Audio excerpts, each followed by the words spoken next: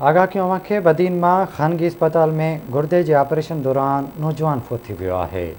नासिन अव्हांखे अहम ख़बर ॾियूं पिया। बदीन जी ख़ानगी अस्पताल में गुर्दे जे ऑपरेशन दौरान नौजवान फौत थी वियो।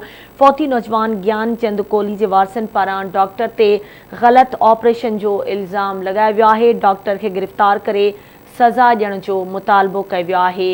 अहम ख़बर अव्हांखे ॾियूं पिया। बदीन जी ख़ानगी अस्पताल में गुर्दे जे ऑपरेशन दौरान नौजवान फौत थी वियो आहे, जॾहिं त फौती नौजवान ज्ञान चंद कोहली जे वारसनि पारां डॉक्टर ते ग़लति ऑपरेशन करण जो इल्ज़ाम लॻायो वियो आहे।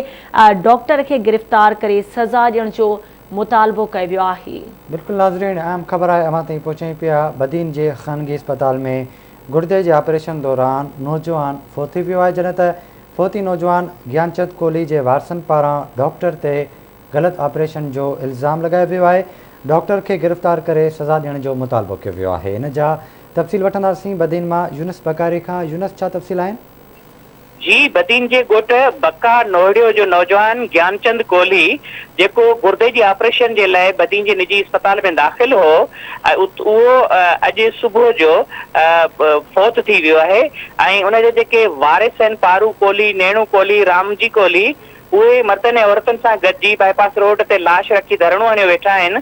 ऐं उन्हनि जो चवणु आहे त डॉक्टर जे ग़लति ऑपरेशन थियण जे करे असांजो नौजवान जेको आहे उहो मरी वियो आहे ऐं फौरी तौर ते डॉक्टर ते FIR कटे ऐं गिरफ़्तार कयो वञे। ठीकु आहे, महिरबानी यूनुस तफ़सील खां आगाह करण जे लाइ।